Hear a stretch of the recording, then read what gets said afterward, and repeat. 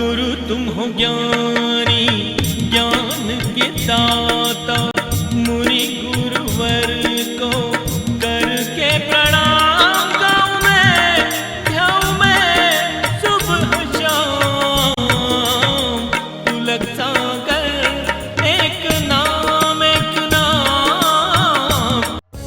इस कार्यक्रम के प्रसारण पुण्यार्जक परिवार हैं श्री सुधाकर जी अग्रवाल, जितेंद्र कुमार सुधाकर जी अग्रवाल, ट्रस्टी जिन शरणम तीर्थ, संरक्षक पुलक मंच परिवार श्री रामपुर, सौभाग्यवती प्रिया जितेंद्र कुमार अग्रवाल, अध्यक्षा पुलक मंच परिवार श्री रामपुर, राष्ट्रीय शिक्षा मंत्री पुलक मंच परिवार, संयोजिका जिन शरणम छात्रावास, अध्यक्षा आचार्य शांति सागर पाठशाला श्री रामपुर, कुमारी समृद्धि चिरंजीव सार्थक अग्रवाल परिवार श्री रामपुर, जैन एग्रो इंडस्ट्रीज, निर्माता कॉटन सीड ऑयल और एग्रो उत्पाद, plot number A180 MIDC Shri Rampur, जिला अहमदनगर, महाराष्ट्र। मैं सोते हुए आदमी को जगाना चाहता हूं और आदमी के सत्य बोलने में इतनी ताकत होना चाहिए कि शमशान घाट में लेटे हुए मुर्दे भी खड़े हो जाना चाहिए। ध्यान रखना है आपसे। महाराणा प्रताप के वंशज महाराणा प्रताप का शौर्य ललकार दिया मुगलों को, खदेड़ दिया भारत से बाहर। ध्यान रखना। वो लोरी सुना के भगाया उनने, ध्यान रखना है। वो मीठे मीठे गीत सुना के भगाया है नहीं, उनके शब्दों में चिंगारी हुआ करती थी, अग्नि की ज्वाला हुआ करती थी। शिवाजी महाराज जिनके शौर्य में वह ताकत थी कि विरोधी विधर्मी लोग शिवाजी महाराज के पास आने में झुलस जाया करते थे। ध्यान रखना। इतना शौर्य हमारे अंदर होना चाहिए, इतना अपने राष्ट्र के प्रति होना चाहिए। मैं आपसे निवेदन करने जा रहा हूं, मैं आपको जो कुछ भी देने जा रहा हूं, एक गरीब से गरीब माता पिता अपने बच्चों को कुछ ना कुछ जरूर देता है। आपसे भी निवेदन है, मरने से पहले वसीयत लिख देना। ध्यान रखना।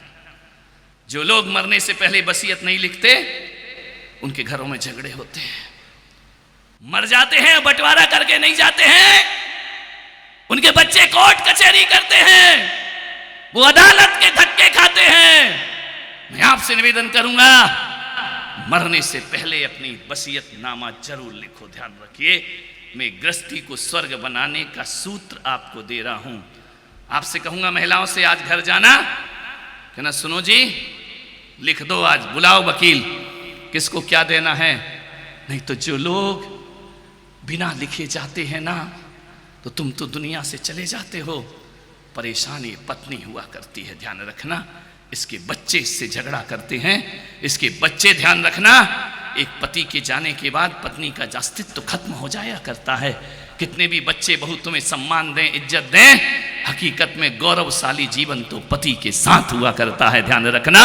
ताकत पति हुआ करता है, बच्चे नहीं हुआ करते हैं। इसलिए नहीं होते हैं कि बच्चे भी किसी के पति बन चुके हैं। ध्यान रखना है, वो अपनी पत्नी को गौरव दिया करते हैं। आपसे मेरा निवेदन है, कभी पत्नी कहे कि लिखा पढ़ी कर दो, वसीयतनामा कर दो, तो ये मत सोचना तुम लोग, नहीं तो तुम लोग भी कोई कम नहीं हो। क्यों री? तू मेरे मरने का इंतजार कर रही है। ध्यान रखना। ऐसे उत्तर होते हैं तुम्हारे। तू चाहती मैं मर रहा हूं क्या? अभी कर दूंगा। नहीं मेरे भाई, जीते जी वसीयत कर देना। आपसे मैं निवेदन करने चाहता हूं, आपसे कह रहा हूं, घर को व्यवस्थित करके दुनिया से विदा लेना, वरना घर को नरक बनने में फिर ज्यादा देर नहीं लगा करती है। इतना वसीयत लिखो, ये दुकान तेरे नाम, ये मकान तेरे नाम, बाकी जो संपदा बची है वो मेरे नाम है। और इस संपदा पर हम दोनों में से एक साथ तो देखो कोई नहीं जाएगा, एक पहले जाएगा, या पत्नी जाएगी या पति जाएगा। मेरे बाद जो जिंदा रहेगा मेरी पति और पत्नी में, यदि मैं गया तो सब कुछ पत्नी का होगा, और पत्नी गई तो सब कुछ। जमाना बदल गया है, ज्यादा भावनाओं में मत बहो, ज्यादा पुत्र मोह में मत बहो। ध्यान रखना, बेटा कब पड़ोसी बन जाए इसकी कोई गारंटी नहीं हो। बेटा पड़ोसी बन जाएगा, ध्यान रखना। जब तक शादी नहीं हुई है तब तक बेटा तुम्हारा है, और जिस दिन शादी हो गई बेटा कहेगा पापा जी आई एम सेपरेट, तुम अलग और हम अलग। ध्यान रख। बेटे कब पड़ोसी हो जाएं इसकी कोई गारंटी नहीं हुआ करती है। हमने अच्छे अच्छे धनपतियों के घरों को बर्बाद होते देखा है। हमने अच्छे अच्छे घरों के करोड़पतियों को, अरबपतियों के घर में अशांति का वातावरण देखा है। हमने अच्छे अच्छे घरों को उजड़ते देखा है। आपसे निवेदन है, ऐसे एक दूसरे को अनाथ करके नहीं जाइए। इस पत्नी को अबला नहीं सबला बनाकर दुनिया से विदा होना चाहिए। ध्यान रखिए, बंटवारा करो, वसीयत लिखो। बच्चों की शादी हो गई, नाती पोते हो गए, अब काहे का इंतजार करते हो? आज ही जाकर अपने घर में आने वाले सुख की किरण को उतार करके जाइए। मान्यवर, कोई रिश्ते नाते दुनिया में नहीं होते हैं। अरे बाप बड़ा ना भैया और सबसे बड़ा। हाँ, इतना मालूम है तो फिर मेरा गला क्यों फड़वा रहे हो? ध्यान रखना है। मान्यवर, विचार करो, घर को स्वर्ग बना के जाओ। ये वसीयत है। गरीब से गरीब भी अपने बच्चों को कुछ देता है। माता पिता वो होते हैं जो अपने जीवन की आहुतियां अपनी औलाद को जरूर दिया करते हैं। उनको अच्छा युग बनाने में नश्वर शरीर के त्याग से पहले अपनी औकात के अनुसार कुछ ना कुछ औलाद को जरूर सौंपो, अपनी पत्नी को जरूर सौंपो। समझदार होते हैं वो माता पिता जो वक्त से पहले घर को व्यवस्थित कर जाते हैं। वरना जो एक खून होता है ना, वो खून खून का प्यासा हो जाता है। 2-2 इंच जमीन के टुकड़ों के लिए भाई भाई का दुश्मन हो जाया करता है। मान्यवर, आपसे निवेदन है, कुछ सौंपो इस धरती को, इस परिवार को। परिवारों को संभालो। बड़े गलतियां करते हैं, छोटे जिंदगी भर उसको भुगतते हैं। ध्यान रखिए, आपसे निवेदन है, ऐसी गलतियां अपने जीवन में कभी मत करना। महात्मा बुद्ध 6 वर्ष बाद तपस्या करके अपनी राजधानी में लौटे। महाराजा शुद्धोधन ने सुना कि उनका पुत्र एक दिव्य उपलब्धियां लेकर के आ रहा है नगर में। स्वागत के लिए द्वार सजाए गए, बंधनवार बंधे, गुलाब जल से बीथियां को सिंचित किया गया। बहुत स्वागत हुआ। जगह जगह महात्मा बुद्ध के स्वागत में जगह जगह चौक पुरे, पुष्प वृष्टियां हुई। महाराजा शुद्धोधन अपने हाथ में आरती का दीप लिए, थाल लिए, अपने पुत्र के स्वागत में खड़े हैं, क्योंकि ये पुत्र संबोधि को लेकर आया है। ये पुत्र ज्ञान को लेकर आया है। ये पुत्र अब सामान्य पुत्र नहीं है। महाराज महल से निकले और देखा अपने उस पुत्र को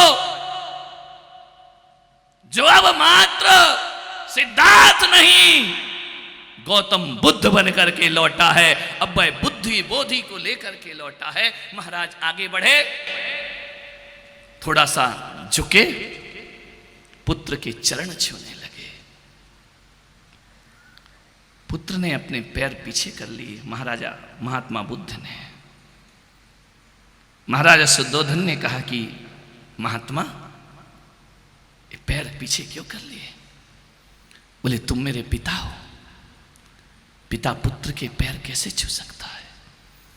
महाराजा शुद्धोधन ने कहा कि मैं भले ही पिता हूं, लेकिन तुम पुत्र नहीं रह गए हो। अब तुमने अपने कठोर तपश्चरण से, अपने जीवन से, अपने ज्ञान से, अपनी विरक्ति से, अपने तप से और त्याग से अब तुम पुत्र नहीं रह गए हो। तुम उस ऊंचाई तक पहुंच गए हो जहां पिता पिता नहीं रहता, वह भी अपने पुत्र की चरण वंदना कर लिया करता है, उसके चरणों में प्रणाम करता है। अब तुम साधारण पुत्र नहीं हो, अब तुम महानता को उपलब्ध हो गए हो। ध्यान रखना है। मैं तुम्हारा स्वागत करता हूं महात्मा, इस महल में तुम्हारा अभिनंदन है, पधारिए। महात्मा बुद्ध महल के भीतर गए। बहुत स्वागत हुआ उनका। सारा शहर नम्रीभूत हुआ महात्मा बुद्ध के प्रति। लेकिन जैसे ही नम्रीभूत हुआ तो महात्मा बुद्ध ने कहा कि महाराज मैं चलूं वापिस अपने वन की ओर, अरे कुछ भिक्षा तो लेकर जाओ। सम्राट भिक्षा दें। महात्मा बुद्ध ने महल के चारों तरफ नजरें दौड़ाई, एक एक स्थान को देखा जिसे 6 साल पहले छोड़ करके गए थे। देखते हैं महात्मा बुद्ध, मालूम है उन्होंने सम्राट से पूछा कि महाराज यशोधरा दिखाई नहीं देती है। पिता ने कहा कि पुत्र किस यशोधरा की बात करते हो? वह जिसे तुम रात को 12 बजे छोड़ करके चले गए, सोता हुआ। आज भी मेरी पुत्र वधू झरोखे में बैठकर तुम्हारा इंतजार कर रही है। महात्मा यशोधरा ने 6 साल नींद नहीं निकाली है। वह आज भी टकटकी लगाकर देख रही है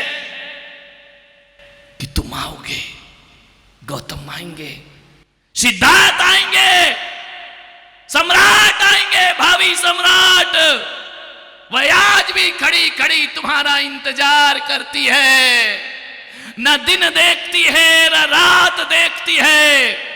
महात्मा बुद्ध ने कहा कि सम्राट यशोधरे कहां है? बोले ऊपर महल में जाओ, झरोखे में जड़वत बन करके बैठी हुई है, तुम्हारे प्रेम में, तुम्हारे विरह में पत्थर हो गई है। न खाती है न पीती है, दुनिया के राग रंग उसे पसंद नहीं आया करते हैं। रात दिन तुम्हारी रास्ते पर निगाहों के फूल बिछा करके बैठी है, पलक पावड़े बिछाई बैठी है कि महात्मा बुद्ध एक दिन लौट करके जरूर आएंगे, जरूर आएंगे। आज आए हो तुम। सम्राट ने कहा कि जाओ अपनी धर्म पत्नी से मिल करके आओ। महात्मा महल में ऊपर गए, बैठी है जड़ बनी, केश बिखरे हुए, ना श्रृंगार है ना स्नान है, इंतजार कर रही है। जैसे महात्मा बुद्ध पहुंचे, उसके सामने जाकर खड़े हुए, यशोधरे। यशोधरा ने पलट के देखा, कोई आ गया। आवाज तो उन्हीं की लगती है। आवाज लगाई महात्मा बुद्ध ने, यशोधरे देखो मैं आ गया हूं, एक दिव्य ज्ञान को लेकर आया हूं, दिव्य प्रकाश को लेकर आया हूं। यशोधरा ने धीरे धीरे सिर घुमाया, देखा, महात्मा बुद्ध के चरणों पे निगाह रखी और सिर तक देखा, दृष्टिपात किया अपने उस परम दिव्य धनी, दिव्य बोधि को प्राप्त हुए महापुरुष के। बैठी है यशोधरा, देख रही। महात्मा बुद्ध ने कहा, तुम अभिवादन नहीं करोगे मेरा? किस बात का अभिवादन? तुम मेरा स्वागत नहीं करोगे? मैं 6 वर्ष के बाद अपने जीवन के आत्म तत्व को लेकर लौटा हूं। यशोधरा ने कहा, मैं नहीं करूंगी तुम्हारा स्वागत, मैं तुम्हारा कोई अभिवादन नहीं करूंगी। दुनिया की नजरों में तुम भगवान बन गए होगे, दुनिया की नजरों में तुम बोधि को प्राप्त बोधि सत्व महात्मा बुद्ध बन गए होगे। मेरी नजरों में तुम एक अपराधी हो। मैं तुम्हें कभी माफ नहीं करूंगी, अपनी जिंदगी में ध्यान रखना है। तुमने जो मेरे साथ किया है, मैं नहीं कहूंगी कि तुम्हें सत्य मिला है, तुम पलायनवादी हो, तुम जिम्मेदारियों से दूर भागे हो। महात्मा बुद्ध खड़े हैं, मौन हैं, शब्द नहीं निकल रहे हैं। तुमने एक नारी के साथ, अबला के साथ अपराध किया है, मैं तुम्हारा स्वागत नहीं कर सकती हूं। दुनिया की नजरों में महान बन जाओ, मेरी नजरों में महात्मा कभी नहीं बन सकते आप। मेरी नजरों में एक धोखेबाज इंसान के अलावा तुम कुछ नहीं हो। करो तपस्या जंगल में, देखो महात्मा बुद्ध, 12 वर्ष से मैं झरोखे में बैठी हूं, ना मैंने अन्न खाया, ना पानी पिया, ना मैंने केस संवारे हैं। बताओ महात्मा बुद्ध, एक बात बताओ मुझे, तुम्हारी तपस्या बड़ी है या यशोधरा की तपस्या बड़ी है? कौन तप कर रहा है, कौन विरह की अग्नि में जल रहा है? तुम भगवान ढूंढने चले हो। अरे ध्यान रखो, इंसान से भागे फिरते हो, भगवान को तुम क्या पाओगे? ध्यान रखना। महात्मा, मैं तुम्हें कभी जीवन में क्षमा नहीं कर सकती हूं। मेरी नजरों में तुम हमेशा अपराधी रहोगे। महात्मा बुद्ध के कंठ से एक शब्द नहीं था। पलकें झुका ली महात्मा बुद्ध ने, खड़े हैं निशब्द। खड़ी हुई यशोधरा, उसने कहा मैं आपकी चरण वंदना नहीं कर सकती हूं। एक बात बताओ, 6 साल से मैं तुम्हारा इंतजार कर रही हूं। जब तुमको जाना था तो मुझसे बोल कर तो जाते, इतना तो बोलते कि यशोधरे मुझे राग रंग अच्छे नहीं लगते। मुझे बोलते ना कि मुझे विषय भोग अच्छे नहीं लगते हैं। बोल कर तो जाते मुझे कि मुझे ये संसार अच्छा नहीं लगता है। तो महात्मा बुद्ध, अफसोस है यशोधरा तुम्हारे पथ की बाधा कभी नहीं बनती, ध्यान रखना। लेकिन दुख इस बात का है कि आपने मुझे साधारण मरण धर्मा स्त्री समझा। मैं साधारण मरण धर्मा स्त्री नहीं, मैं छत्राणी हूं, ध्यान रखना। तुम्हारे पथ की बाधा कभी नहीं बनती। सिद्धि हेतु स्वामी गए, यह गौरव की बात। सिद्धि हेतु स्वामी गए, यह गौरव की बात। लेकिन चोरी चोरी गए, यही हृदय आघात। मेरे हृदय में आघात है, तुम चोरी चोरी भगे हो। सिद्ध हुए तो स्वामी गए, यह गौरव की बात। पर चोरी चोरी गए, यही हृदय आघात। सखी वो मुझसे कहकर जाते तो क्या मुझको वो अपनी पथ की बाधा पाते, ध्यान रखना। मैं कभी तुम्हारी बाधा नहीं बनती। तुमने बगावत की है मुझसे, तुमने पलायन किया है मुझसे। मेरी नजरों में तुम कभी महान नहीं होगे। तपस्या तुम्हारी नहीं महात्मा, तपस्या मैं 6 साल से कर रही हूं। झट से पुत्र राहुल का हाथ पकड़ा यशोधरे ने। मालूम है, रात को 12 बजे अंधेरी रात में इस छोटे से बच्चे के साथ सोता हुआ मुझे तुम भाग गए थे। किस परम तत्व की तलाश में गए थे? कहकर भी नहीं गए। अद्भुत संन्यास था महात्मा बुद्ध का। इस कार्यक्रम के प्रसारण पुण्यार्जक परिवार हैं श्री सुधाकर जी अग्रवाल, जितेंद्र कुमार सुधाकर जी अग्रवाल, ट्रस्टी जिनशरणम तीर्थ, संरक्षक पुलक मंच परिवार श्री रामपुर, सौभाग्यवती प्रिया जितेंद्र कुमार अग्रवाल, अध्यक्षा पुलक मंच परिवार श्री रामपुर, राष्ट्रीय शिक्षा मंत्री पुलक मंच परिवार, संयोजिका जिनशरणम छात्रावास, अध्यक्षा आचार्य शांति सागर पाठशाला श्री रामपुर, कुमारी समृद्धि चिरंजीव सार्थक अग्रवाल परिवार श्री रामपुर, जैन एग्रो इंडस्ट्रीज, निर्माता कॉटन सीड ऑयल और एग्रो उत्पाद, plot number A180, MIDC Shri Rampur, जिला अहमदनगर, महाराष्ट्र। गुरु तुम हो ज्ञानी, ज्ञान के दाता।